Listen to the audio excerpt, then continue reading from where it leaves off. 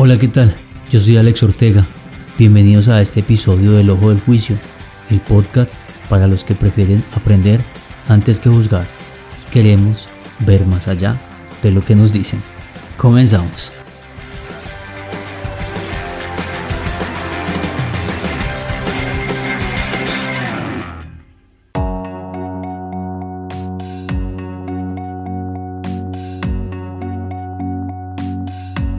Bueno, como les había comentado a los que vieron la historia o a los que siguen el programa, hoy tenemos un episodio muy interesante donde vamos a hablar del bullying.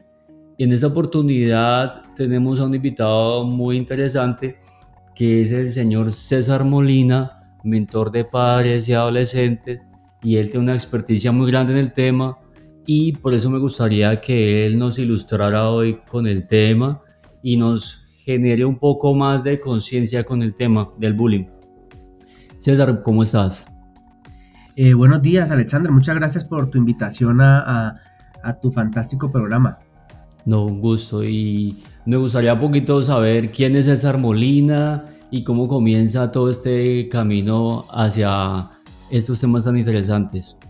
Bueno, Alexander, gracias. Mi nombre es César Molina, soy mentor de padres de familia y adolescentes. Y bueno, por más de 19 años tuve la bendición, digo bendición porque fue así, de haber dirigido una institución educativa donde el principal servicio que teníamos en la institución era un colegio por ciclos. Los colegios por ciclos en Colombia los conocemos como los acelerados, pero realmente su nombre técnico son los colegios por ciclos. Y allí tuve la oportunidad de trabajar con muchos jóvenes, en un principio dirigiendo la institución como rector, pero a medida que fue pasando el tiempo empecé a interesarme más por todo el tema de inteligencia emocional, empecé a estudiarlo, me encantó y tuve la fortuna de poder practicarlo con los chicos que tenía allí a través de convivencias escolares. Y a través de todo este trabajo con los jóvenes empecé a notar muchas situaciones y hay algo especial que quiero contar en tu programa, y es que cuando en mi etapa de adolescente, por situaciones que tuve familiares, me volví un chico muy complejo y desafortunadamente caí en el error de hacer bullying en los colegios que estuve, y por eso hoy tengo una conferencia que se llama Bullying, una mirada silenciosa, y es una mirada de una persona que hizo bullying y que puede hoy ya, después de los años y de haber entendido el propósito de por qué lo hacía y qué pasaba, cómo puedo yo explicarles a los papás del mundo cómo funciona este flagelo, que para mí es un flagelo porque está llevando a muchos chicos a la depresión, a la baja autoestima, inclusive a suicidios, ¿no? Entonces creo que es un tema importante que quiero tocar y es gracias a que, como desafortunadamente lo hice en mi etapa de juventud, pues tuve la oportunidad durante muchos años, porque ya tengo 43 años, de pedir disculpas a muchos de mis compañeros hace unos años, de conformar un grupo para excusarme con ellos y poder de una u otra manera reparar ese daño que hice, y por eso quiero llevar esta charla a muchos lugares del mundo donde podemos empezar a encontrar digamos que la cura, porque el bullying sí tiene una forma de trabajarse, y creo que los colegios y los padres de familia deben comprometerse mucho con esto. Qué interesante lo que menciona, porque digamos que es muy fácil hablar de un tema del que no conocemos, no hemos experimentado, y los seres humanos somos expertos en eso. Pero obviamente no es lo mismo alguien que cree de qué se trata a alguien que lo haya experimentado. Y ahorita que nombra la palabra bullying, yo quisiera saber, igual que muchos que se preguntarán, bueno, ¿y de dónde sale eso de bullying? ¿Es exclusivo del contexto escolar o tiene otros matices en los que se puede usar la palabra? ¿Qué me puede contar sobre eso? Sí, esa pregunta tuya es muy interesante porque en muchos colegios, por lo menos en Colombia, no les gusta utilizar la palabra bullying, sino que le llaman es acoso escolar. Porque realmente la palabra bullying es una palabra muy internacional, ¿sí? Es una palabra para hablarla en el mundo, ¿sí? Cuando vamos a hablar de este tipo de acoso escolar, utilizamos la palabra bullying cuando nos vamos a expresar ante el mundo. O sea, si voy a hablar con personas en México, me van a entender cuando les hablo de bullying. Pero realmente el bullying lo que traduce es un acoso escolar. Y realmente es una actividad que se hace en el campo escolar, y sobre todo en el colegio. ¿Por qué? Porque para poder que exista bullying deben haber de las dos digamos que las personas que deben participar o que participan en esta cuestión, en esta actividad, son menores de edad. Cuando ya son mayores de edad, tiene otros nombres. Por ejemplo, en las empresas se llama acoso laboral, ¿sí? Y que un acoso laboral lo puede hacer un jefe hacia un empleado, a un colaborador, o de un colaborador a otro colaborador, en fin. Entonces, para hablar de bullying, acoso escolar, es en el ámbito del colegio, la escuela. Perfecto. Y es importante que nos comente un poquito de que no hay solamente uno físico, hay muchas formas de hacer bullying, que no necesariamente haya una agresión física. Entonces, hay veces que la gente cree que para que haya bullying tiene que haber una agresión física, pero yo sé que esto va mucho más allá. De esa parte, sería bueno como que nos contara un poquito de cuántas formas de bullying hay o qué se puede calificar como bullying.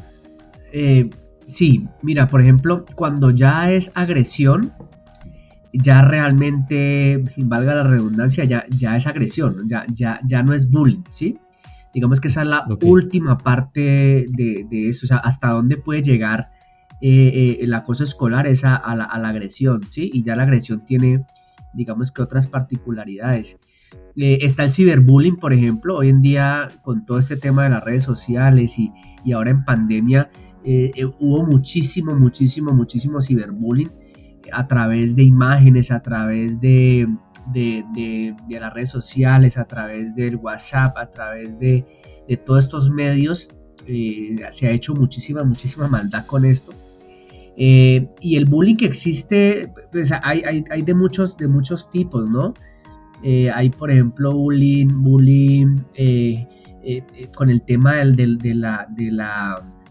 con el tema de la identidad sexual, por ejemplo. Hay bullying, bueno, hay varios tipos, pero en sí terminan siendo lo mismo, es decir, acoso de un chico o de un joven o de una niña hacia otro, y tiene varias connotaciones que sería bueno ahora en tu entrevista poderlas ir contando, ¿no?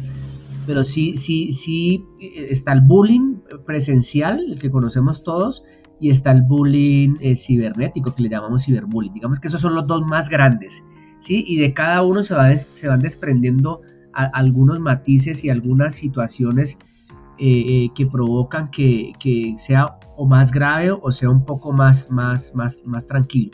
Sin embargo, aquí es importante aclarar que los padres de familia deben estar muy atentos, porque yo te cuento algo, y es que en mi época, Alexander, también existía el bullying. Lo que pasa es que no tenía nombre y de pronto se solucionaba de otras maneras, uno solucionaba de otras maneras, pero hoy el padre de familia está yo lo siento muy apartado, porque sienten que eso no es tan grave, y yo te digo que sí es grave, porque el tipo de jóvenes que tenemos ahora son más vulnerables a la crítica, más vulnerables a lo que pueden decir de él.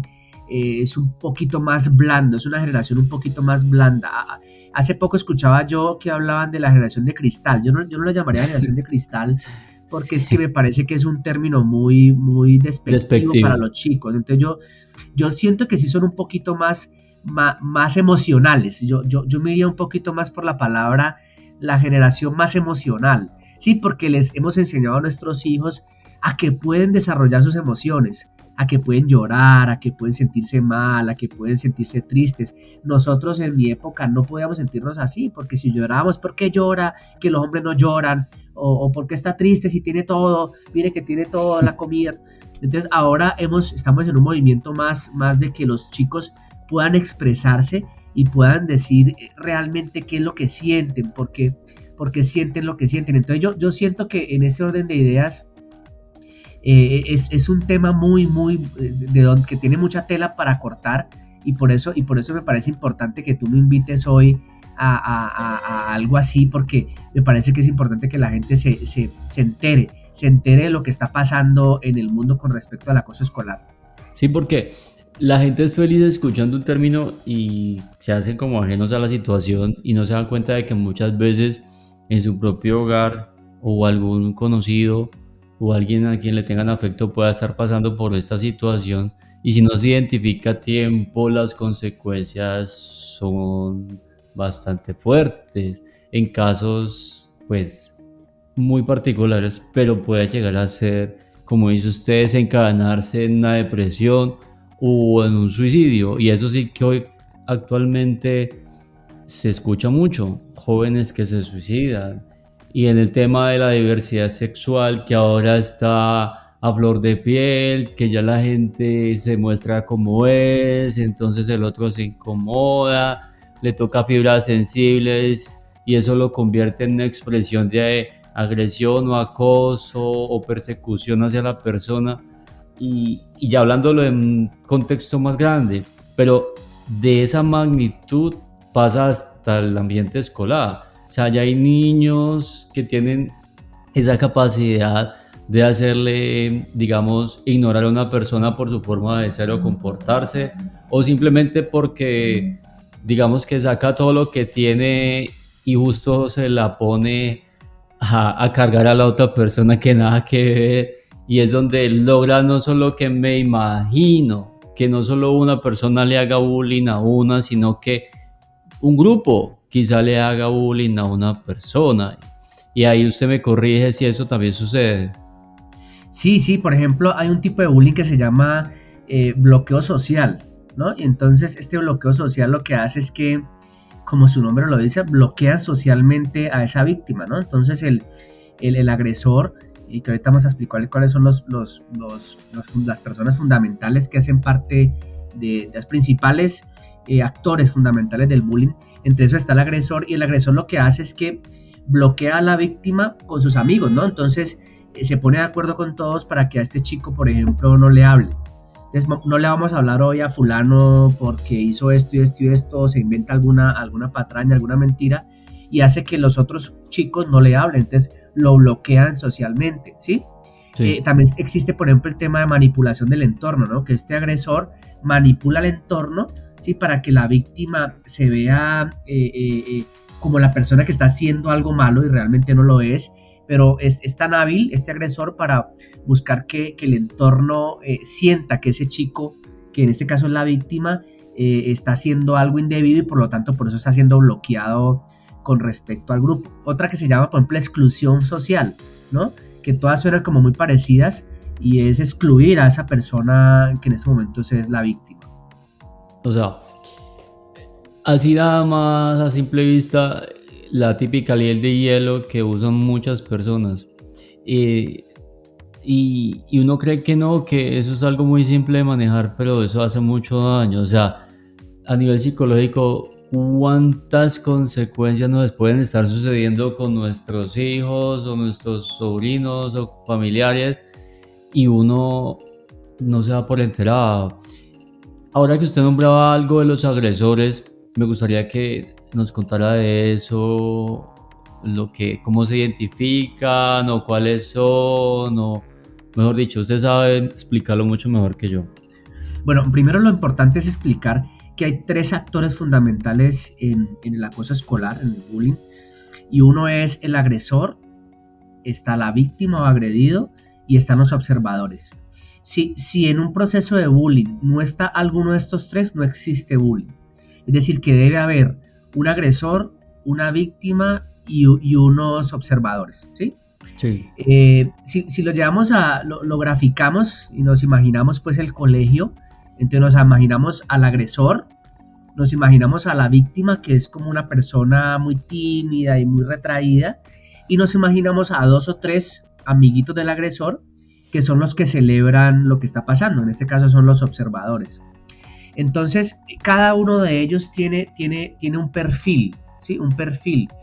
Por ejemplo, el perfil del acosador, que le podemos llamar acosador, agresor o bully, ¿sí? Bully.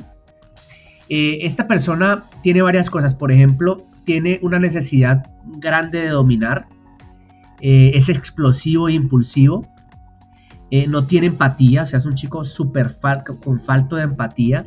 Tú sabes que la empatía hoy es una palabra muy de moda.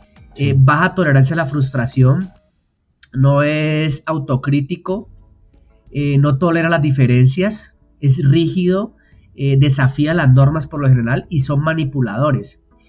Cuando tú decías que cómo identificarlos, mira, es importante que las familias, no solo los colegios, sino que las familias tengan la posibilidad de analizar a su hijo, ¿sí? Saber su hijo en cuál de estos tres papeles está jugando, o sea, cuál de esos papeles está desempeñando, o es víctima, o es acosador, o es observador. Entonces, si yo veo que mi hijo tiene todas esas características que acabé de decir, entonces mi hijo es un posible agresor en el colegio y no me he dado cuenta, porque muchos papás no se dan cuenta. Pero entonces si el perfil, por ejemplo, de la víctima es que es poco sociable, que es débil o inseguro, que es sensible o frágil, tímido, sobreprotegido por su familia, tiene dificultad para comunicarse con los demás, se presenta en él una baja autoestima o tiene una conducta pasiva, yo como padre de familia, si yo observo este perfil, yo tengo que identificar, oye, mi hijo está siendo víctima quizás porque mi hijo cumple con todas estas características. El agresor tiene unas necesidades, ¿sí? Por ejemplo, tiene una necesidad de ser protagonista, tiene una necesidad de sentirse superior a otros. Otra necesidad que tiene el agresor es de sentirse diferente al otro. Y por lo último, necesidad de llenar un vacío emocional. Entonces, esas son las necesidades que tiene un agresor, pero también hay unas consecuencias que tiene la víctima con respecto a todo esto que puede pasar, y por ejemplo, depresión, sentimiento de culpa, baja autoestima, ideación suicida, baja popularidad, aislamiento social. Aquí es donde yo quiero que nos detengamos un poco y es, no solo es tarea de los colegios identificar estos personajes o estos roles, sino que también es una tarea ardua de los padres de familia. Si mi hijo, Alexander, es muy burletero y yo veo que constantemente se está burlando de todo y se burla de los defectos de un primo, de un tío, entonces yo digo, bueno, este chico quizás también está haciendo eso en el colegio, entonces está siendo quizás un agresor. Entonces hoy coge muchísima fuerza que las familias a la interna de los hogares deben conocer y reconocer los perfiles. En los colegios se habla muy poco de esto, muy pocas reuniones de padres de familia hablando de bullying. Y a mí me parece que es importante que los padres puedan conocer esto que estamos hablando tú y yo hoy, para poder identificar rápidamente cuál rol está jugando su hijo. Bueno, ahí toca un punto muy interesante y es, ¿cuál es o sea, usted que estuvo en las dos situaciones, porque me comentó que dirigía una institución educativa, ¿cuál es el temor que usted considera desde su experiencia de que esas instituciones quieran tapar esa situación y evitar al máximo tocar el tema? Sí, excelente Qué pregunta. pena que me salga con eso, pero créeme que me causa curiosidad. No, es excelente la pregunta porque la verdad es que los colegios ocultan mucho este tema, ¿sí? Por mucho miedo a que los califiquen como el colegio donde existe bullying, ¿sí? Entonces los colegios se pulen mucho en esto y entonces disfrazan mucho el tema y entonces dicen que hay una ruta a seguir cuando existen esos casos. Pero mira, yo te voy a hablar de un colegio sin decir el nombre, un colegio muy grande de Cali, muy reconocido, un colegio bilingüe, de los mejores colegios de Cali. Y en algún momento una mamá de ese colegio, de grado séptimo, amiga mía, y sabe que yo manejo estos temas, me dijo, mira, mi hijo el grupo de mi hijo o los séptimos que tiene el colegio están viviendo esta situación muy compleja y el colegio no hace mucho, no hace nada, excusa mucho a los chicos que son agresores y porque entonces el papá de este chico agresor hace parte de su familia. Entonces, no, eso se convierte en un tema hasta político, ¿no? Dentro de las instituciones, sobre todo privadas. Y bueno, el caso es que al final, para resumir el tema, ella me hace que los padres de familia me contratan entre ellos, me pagan ellos, no me contrata el colegio presta las instalaciones y yo les dicto la charla sobre bullying a los papás y a los chicos de séptimo.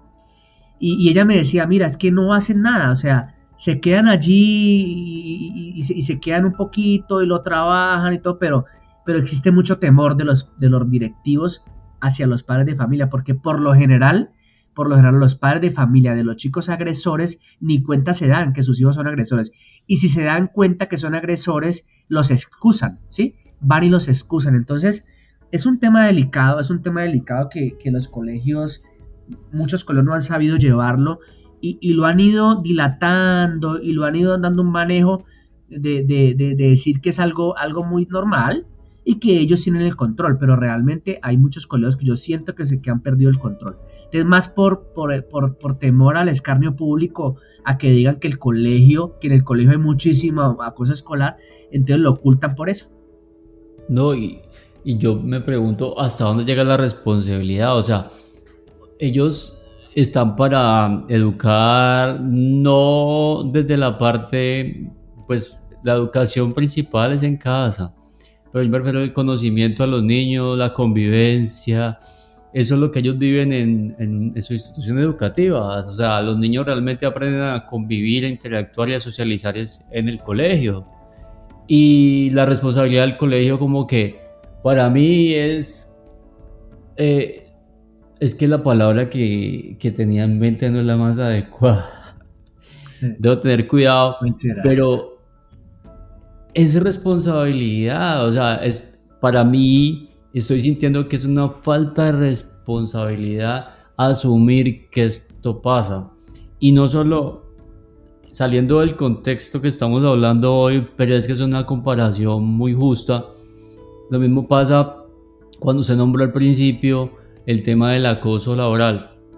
Yo tuve esa experiencia, tengo el conocimiento en el tema y pasa lo mismo. Las empresas, cuando hay un caso de acoso, hacen mil maromas, así suena feo la palabra, pero terminan pasándolo por un tema de clima laboral o ambiente laboral, pero nunca asumen el acoso y siempre excusan al agresor y tratan de conciliar con la víctima. Entonces yo como que comienzo a decir, esto como que se queda como que nunca termina. O sea, sales del colegio, luego entras a una empresa y pasa lo mismo. Entonces, ¿hasta dónde llega la responsabilidad de una institución? O sea, ¿hasta dónde realmente le importan los educandos?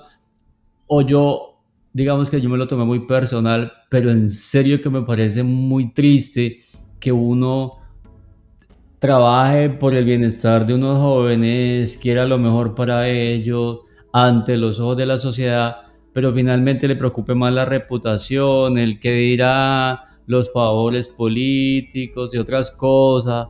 Entonces yo como que, qué triste, y me excuso si me salió un poquito, pero créame que, y muchas personas estarán de acuerdo conmigo, o sea, muy triste lo que pasa, y por eso es importante que personas como usted, y se lo agradezco en nombre de muchas personas y en mío propio, porque esto nos ayuda a que abramos los ojos. Si la institución no se va a poner en pro del bienestar de los jóvenes, pues tenemos que hacerlo nosotros de alguna manera y hacer que esto no siga sucediendo, se pueda evitar, se pueda a tiempo intervenir y evitar muchas cosas.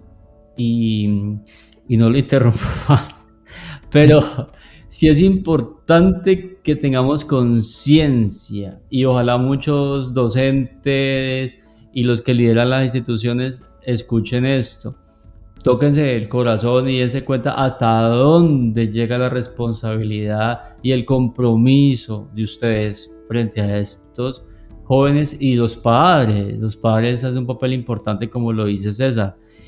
Y ahora que nombré a los padres, yo le pregunto, con todo ese tema de la virtualidad, post-pandemia, igual todavía estamos con cosas por allí, el tema de los teléfonos, de trabajo en casa, ha hecho, ¿cree usted que los padres estén aún más desconectados de lo que le pasa a sus hijos? Sí, pero quería devolverme un poquito Devuélvase, con respecto a devuélvase lo que quiera. a lo que dijiste. Hay varias cosas. Mira, yo siento que esto es un proceso de corresponsabilidad entre los padres y los colegios.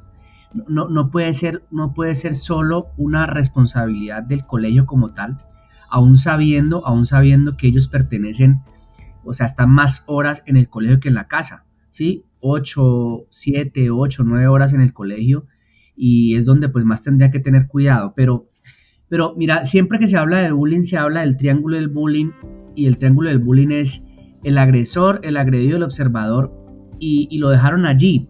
Yo me inventé algo que se llama el heptágono del bullying, que para mí es mucho más amplio, y es porque existe, mira, está el colegio, ¿sí? El colegio estamos hablando de los docentes, coordinadores de convivencia y directores, rectores. Entonces, estas personas primero son los primeros que tienen que estar capacitados para todo el tema del acoso escolar, o sea, cómo funcionar, qué deben hacer, cómo es.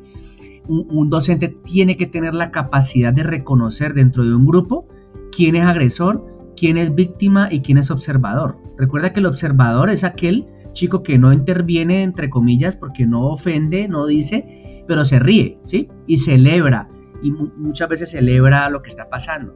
Entonces el heptágono es el siguiente, mira, entonces el primero para mí es el colegio como tal, el segundo es el acosador, ¿sí? El tercero es el padre del acosador, que debe reconocer y saber que su hijo es agresor. Está la víctima, ¿sí? El padre o sea, cuando hago el padre es mamá y papá, los padres de la víctima, que deben reconocer que su hijo es víctima. Y está el observador, que es el del común, ¿sí? Y los padres del observador. Ahí están las siete personas que realmente influyen en este, para mí, heptágono del bullying, que como te digo, no lo vas a encontrar en internet, porque es inventado por mí con respecto a la experiencia que tengo. Pero sí, los profesores y el colegio como tal debe estar muy capacitado para identificar esto. Mira, si el docente identifica quiénes son los agresores del grupo, pues todo va a ser más sencillo, porque él va a poder controlar a estos chicos. Pero el trabajo que al final voy a contarte, al final te voy a decir en dónde deberían trabajar los colegios. Esto lo voy a decir al final. Te voy a responder la pregunta que me hiciste ahora. ¿Me puedes recordar un poquito bueno, sí. Si ahora en esta época con la virtualidad, mira, aunque pareciera, Alexander, que la virtualidad nos unió más a nuestros hijos, yo siento que con tu pregunta, yo siento que se alejaron más.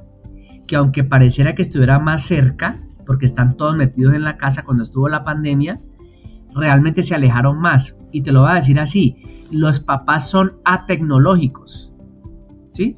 Son atecnológicos, no saben de tecnología. Muy pocos padres de familia de hoy saben de tecnología. Muy pocos padres de familia saben manejar las redes sociales. A muy pocos padres de familia, los hijos, imagínate lo que te voy a decir, que es grave. Tu hijo te dijo, no me puedes seguir en Instagram. Cuando realmente soy yo, el papá o la mamá, la que autoriza a su hijo a tener Instagram después de los 14 años. Es decir, que si yo lo autorizo a tener Instagram, no tienes por qué decirme que yo no puedo ser tu seguidor en Instagram. ¿Qué estás ocultando entonces? ¿Qué quieres poner allí que no quieres que yo me entere? Entonces los papás están muy desactualizados, no están en la onda, ni siquiera tienen Instagram, no conocen qué es Snapchat, no conocen todas las redes sociales que los chicos manejan, por lo tanto no saben qué están haciendo ellos con estas herramientas. Entonces siento que la virtualidad sí separó más a los papás de los hijos, pero porque los papás no están capacitados para la tecnología y tampoco quieren capacitarse para comprender un poquito más cómo funciona esto. Y qué interesante que lo mencione porque yo sí lo he notado y estoy de acuerdo y por eso quería hacerle la pregunta porque de su perspectiva diferente, pues se hace más fuerte mi pensar en que este tema ha hecho que nos desconectemos de esas personas que son importantes y que nos ha vuelto muy dependientes de ahorita las redes sociales y otras cosas, bueno, los que las usamos y los que no, pues no queremos aprender, a mí eso no me gusta, lo escucho mucho, prefieren hacerse el de la vista gorda que darse cuenta que están haciendo sus hijos en las redes sociales. Y cuando habla de capacitar, yo también me voy para atrás, ahora lo nombró y me pareció muy interesante, es que sí es muy bueno que los docentes y los papás tengan capacitación o conocimiento sobre el bullying. Y yo sé que, como usted lo dijo, debería ser lógico que un docente identifique el bullying en su grupo, pero actualmente sabemos que esto no es una inversión que va a hacer la institución porque sea políticamente correcto, sino que, como le dice usted, lo están haciendo los papás. Y yo digo, ¿qué? Que, o sea, son incoherentes las cosas que pasan y no sé usted de qué punto de vista tenga esa percepción de que debería ser casi que obligatorio impartir estas capacitaciones en bullying en las instituciones educativas para docentes y padres. Pues imagínate, mira, los colegios públicos sí que menos.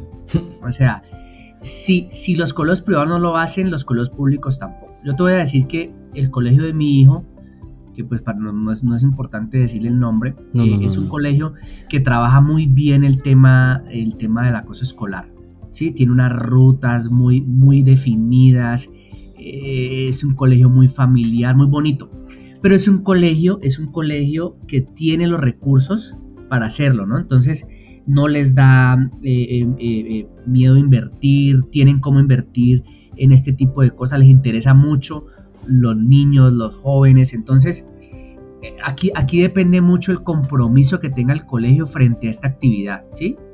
Si el colegio está muy comprometido con el ser, con cómo puedo yo educar chicos que sean en el futuro posibles personas que impacten el mundo, que es una de las responsabilidades que tenemos nosotros los papás, los colegios también. Cuando el colegio tiene mucho compromiso con esto, créeme que trabaja fuerte en eso. La mayoría de colegios, por ejemplo, como te digo, los públicos, poco y nada trabajan en esto. Los colegios privados, los que tienen menos recursos, pues trabajan menos en esto. Y los que están con más recursos, sí invierten un poco en el trabajo. Ahora, ¿qué pasa? Y esto que te voy a decir tiene una problemática de fondo, y es que desafortunadamente muchos docentes, Alexander, son docentes de paracaídas. Entonces aquel ingeniero químico que no pudo ejercer su carrera porque no encontró empleo como ingeniero, entonces encuentra en la docencia una salida económica, ¿sí? Para tener ingresos, pero realmente no son maestros. Y te lo digo porque hace poco una niña que está en la universidad me decía que en la materia de cálculo en una universidad pública, el profesor en el semestre solo sacaba 2 notas y las 2 eran exámenes. Okay. Entonces yo digo, ¿cómo un maestro me puede decir a mí que yo soy un 5 o un 4 con 2 notas y las 2 notas son de 2 parciales? O sea, entonces ¿dónde queda la nota de participación? ¿Dónde queda la nota cualitativa? ¿Dónde queda los talleres que yo puedo realizar en casa? O sea, ¿cómo me van a definir a mí con 2 notas de 2 parciales? Entonces, si te estoy diciendo que esto ocurre en las universidades, pues imagínate en los colegios. Profesores que no son maestros, que simplemente son personas que van a dictar una clase, una cátedra, y no les importa si se matan dentro del salón, o sea, no le importa identificar a nadie. Ahora, no solo el profesor tiene que tener la capacidad de identificar quién es el agresor, quién es la víctima y quién es el observador, sino que se le añadió algo más, y es que yo como profesor o como docente tengo que identificar ¿cuál es la inteligencia múltiple que tiene el chico que está ahí en el salón? Y Sí, este es un tema un poquito más allá, pero aprovecho y lo toco, y es que tú sabes que Howard Gardner, que es uno de las personas influyentes en la psicología, habló de que cada persona tenía inteligencias múltiples, que yo podría ser, mi inteligencia a desarrollar puede ser la artística y la musical, y la tuya, Alexander, puede ser la lógico-matemática. Y no quiere decir que Alexander sea más inteligente que César, simplemente que Alexander, cuando llega a las materias de matemáticas, él no es su fuerte, entonces no, digamos que no le va muy bien, y cuando llega a la parte musical sí le va muy bien. Entonces, digamos que el docente tiene que estar encargado de identificar las inteligencias múltiples de los chicos, ¿sí? ¿Para qué es bueno? Y fuera de eso, identificar quién es el agresor, quién es la víctima y quién es el observador. Entonces tú le preguntas al docente y el docente te dice, no, a mí me paga muy poquito para yo hacer todo eso. ¿Sí ves sí. por dónde va todo? El colegio puede hacer muchas inversiones, pero si el profesor no está contento con el colegio, trabaja porque le toca, le va a importar, disculpa la palabra que voy a utilizar muy, muy, muy coloquial, muy colombiana, le va a importar un bledo si el chico es agresor o no. Simplemente él va y dicta su cátedra. Sí, es verdad. Entonces tiene mucho fondo. Todo esto tiene mucho fondo porque el colegio puede tener mucho compromiso, pero si el docente que es el que está en el aula de clase no lo tiene, se pierde todo el ejercicio que quieren hacer papás y directivos. No, y el tema que toca de las inteligencias múltiples es un tema muy interesante y quizás en algún momento podemos hablar del tema con respecto a su contexto, sería genial, porque esto le da muchos tips y yo siempre he sido partidario de que uno como docente o mentor tiene la obligación de identificar cuál es el perfil de esa persona a la que uno está ayudando y está apoyando para poder ayudarla bien, para poder sacarle potencial. Entonces, le agradezco que lo haya nombrado porque es un tema muy inteligente y ojalá que nos estén escuchando investiguen un poquito del tema, es muy interesante. Y ahí también van a identificar cuáles son las inteligencias que ustedes consideren que son las que les corresponden. Ahorita, pensando en una cosa, yo le iba a decir si de pronto tiene algún, así para los que no tenemos conocimiento amplio del tema o ninguno, si hay unos tips que nos pueda dar para ayudar a prevenir el bullying o es muy prematuro, no sé. Sí, mira, en Finlandia tienen una metodología que se llama el método Kiva. Y ese es un método que utilizan allá, es un método que ha tenido muchísima aceptación y les ha ido muy bien, pero apenas hace poquito ha ido llegando a Sudamérica. Entonces entró por Argentina. Por ejemplo, tú le preguntas a muchos psicólogos sobre este método y no lo conocen. Entonces es un método, y mira, y es un método supremamente sencillo de trabajar. Yo digo sencillo, pero pues lógicamente requiere una estructura grande en los colegios.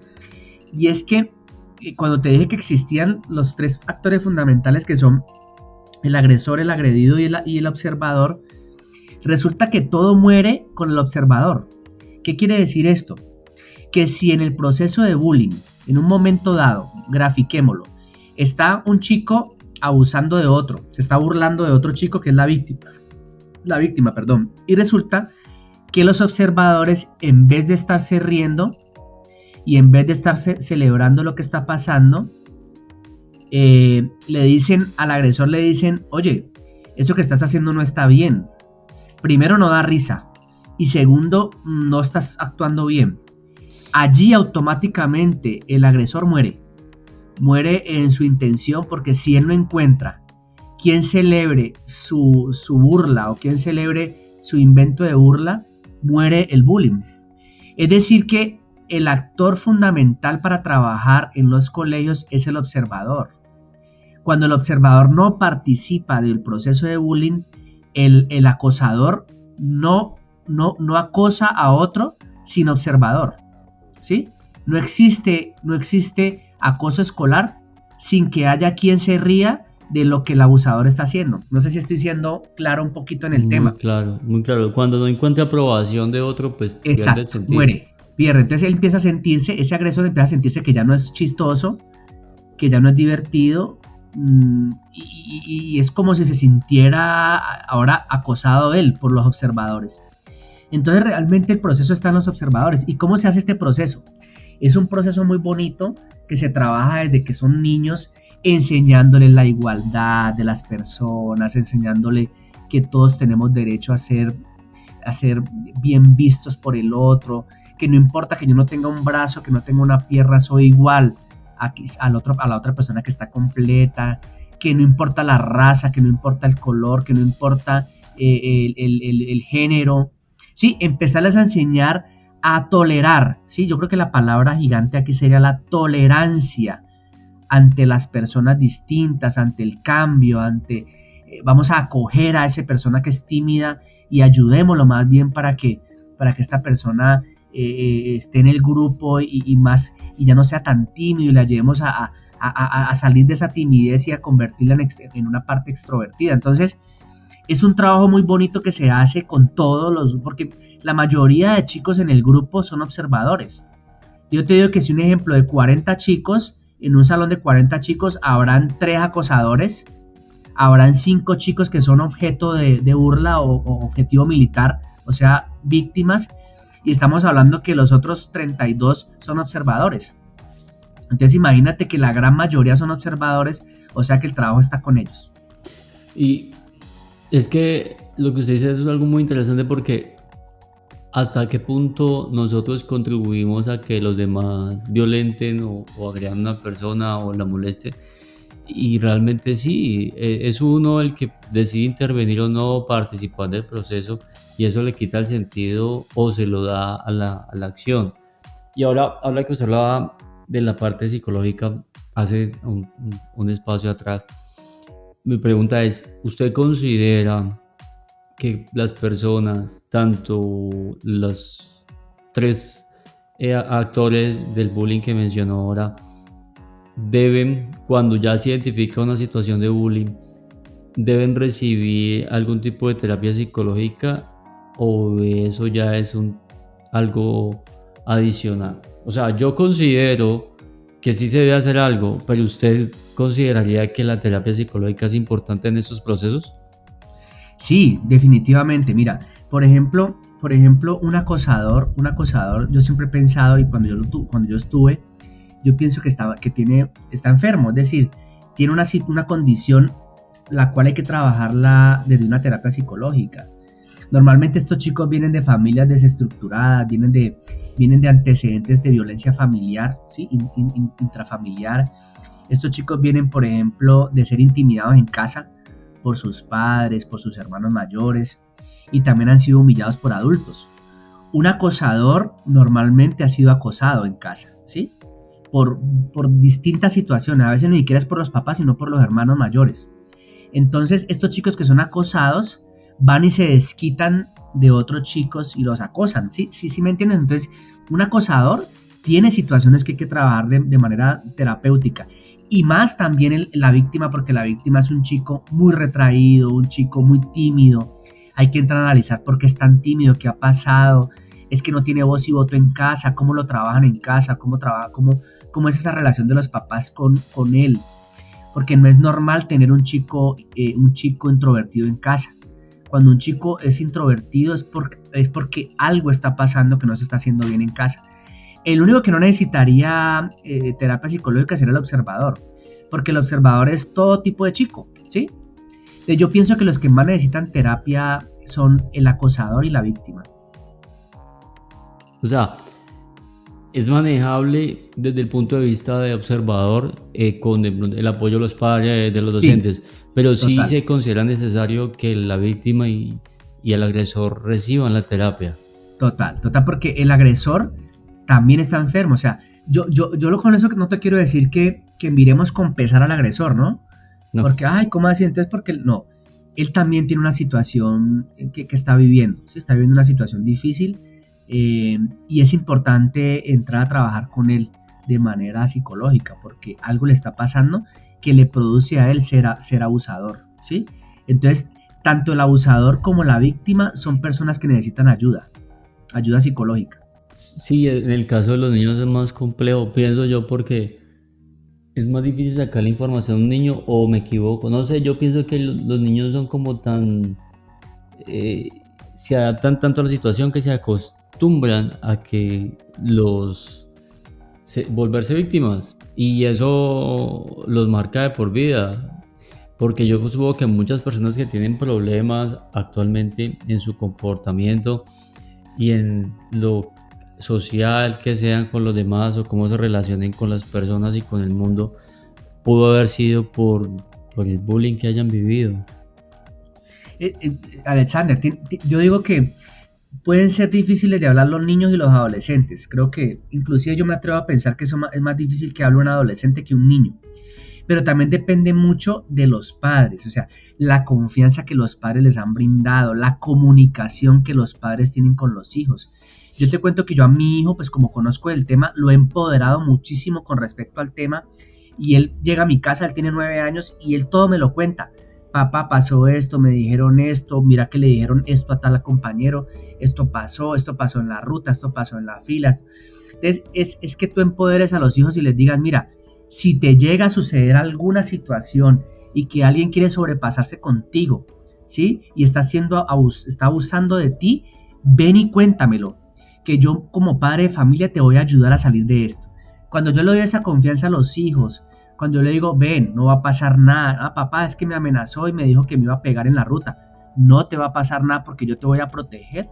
Cuando los hijos sienten que los papás lo protegen, los hijos tienen mejor comunicación con los padres y pueden contar este tipo de cosas, porque la verdad es que las víctimas cuentan muy poco en casa, pero precisamente las víctimas tienen muy mala comunicación con los padres.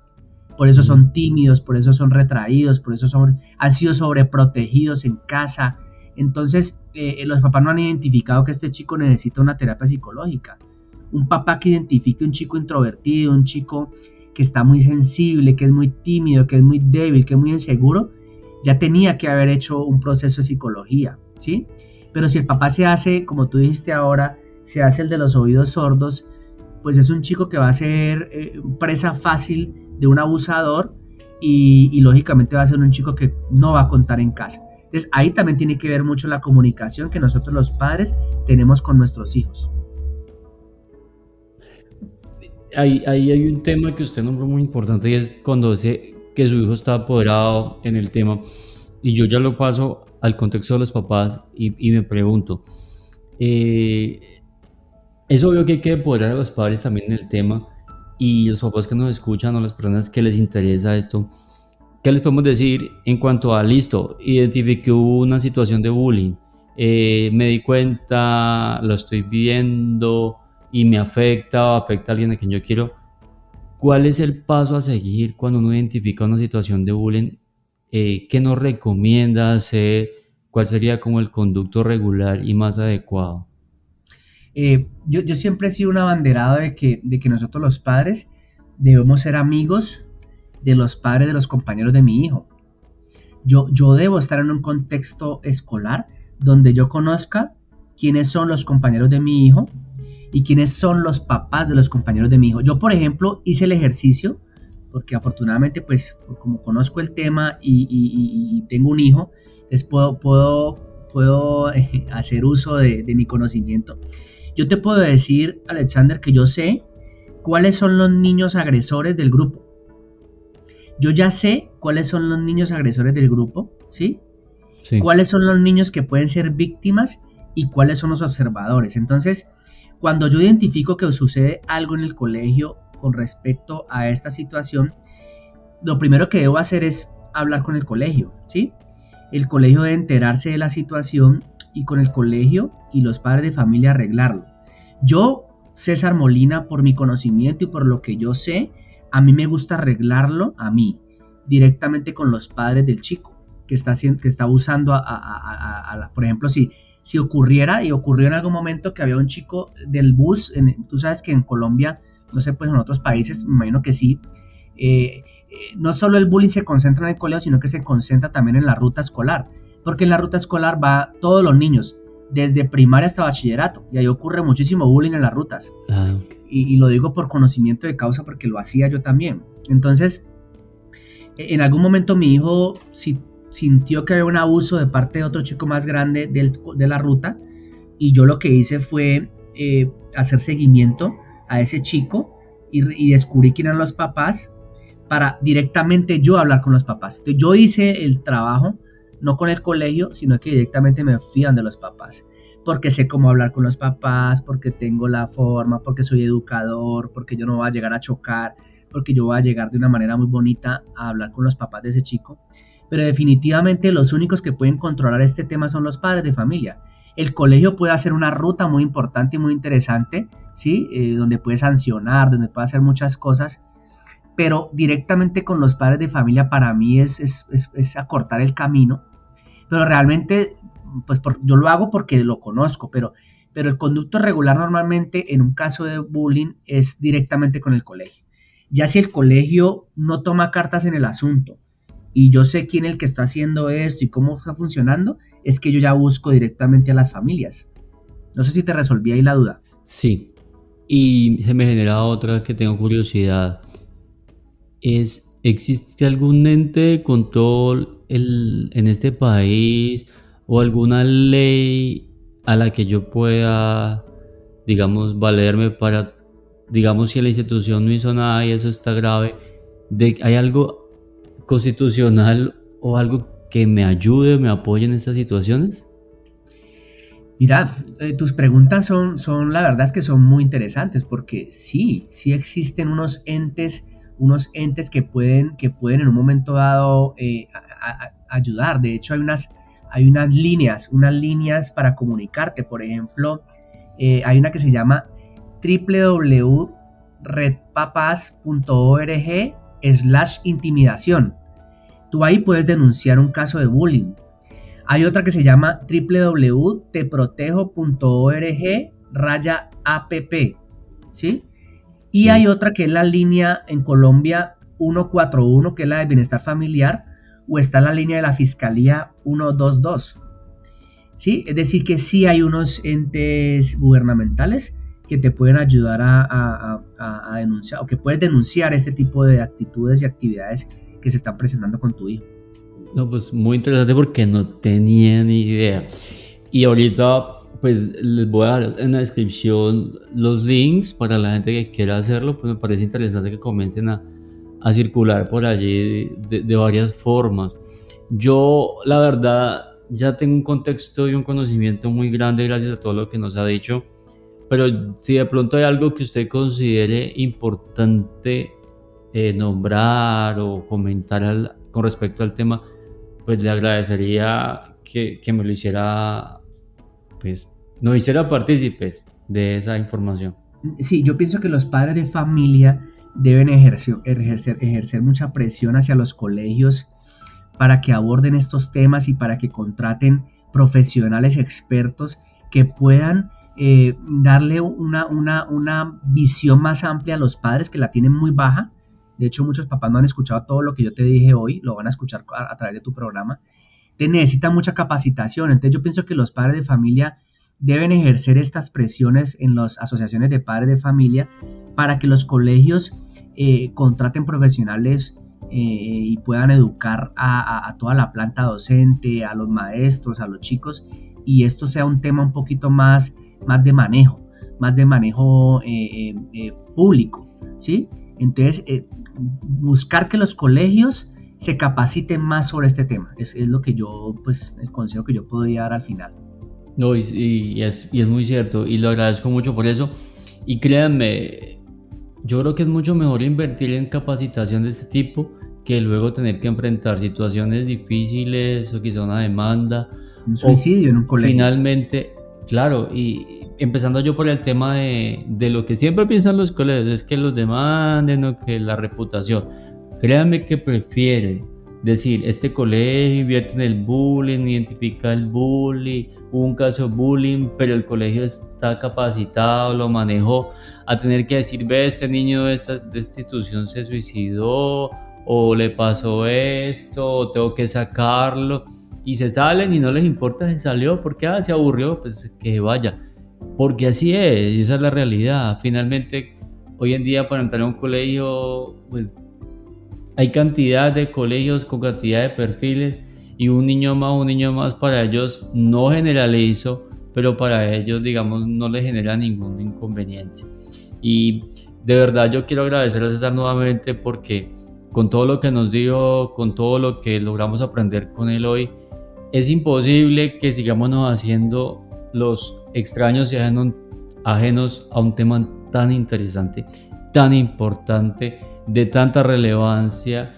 Y yo invito a que por favor los que quieran más información, los que quieran aprender del tema, los que quieran contratar a César o contactarlo para que los asesore en las instituciones, en sus hogares, en sus grupos de, qué sé yo, hay tantos grupos que trabajan en sociedad por el pro del bienestar social y quizá quieran, hay asociaciones, hay fundaciones, a ese tipo de grupos me refiero, porque podemos nosotros capacitarnos a través de César y ser multiplicadores de esa información para que esto sea un tema del común y que por lo menos conozcamos lo mínimo para poder aportar y ayudar y contribuir de que esto se vaya erradicando.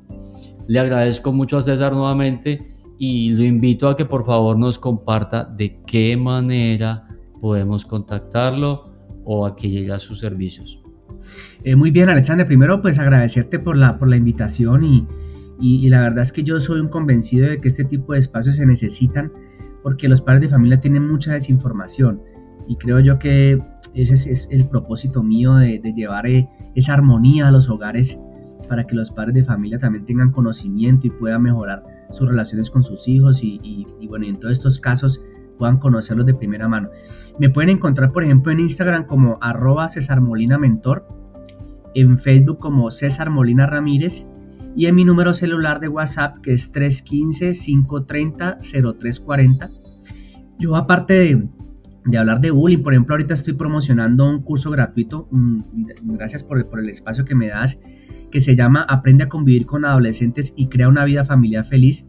Es un entrenamiento que voy a hacer gratuito por mi grupo privado de Facebook. Tengo un grupo privado de Facebook que se llama Escuela de Padres, donde tengo un grupo de padres que estoy conformando una comunidad que se llama la Comunidad de Padres Conscientes más grande de Latinoamérica, y a través de esa plataforma de Facebook, de ese grupo privado, voy a dictar el miércoles 13 de octubre ese entrenamiento para que los padres aprendan a convivir con sus chicos. Entonces conmigo pueden encontrar cursos, talleres, mentorías personalizadas con adolescentes, bueno, muchas cosas. Y te agradezco, Alexander, por la invitación y bueno, entre más podamos divulgar este tipo de actividades, pues más la gente va a conocer cómo funcionar y cómo poder trabajar con sus hijos y en los colegios.